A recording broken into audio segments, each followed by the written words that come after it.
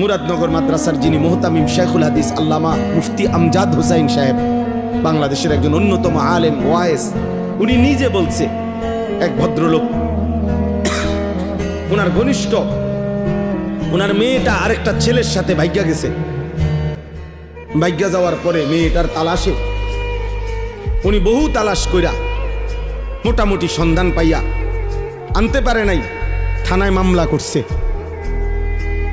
কসম আল্লাহর, উনি নিজে বলছে ওই মেয়েটা মেয়ের বাবার কাছে চিঠি লিখছে, এটা চিঠি পাঠাইছে।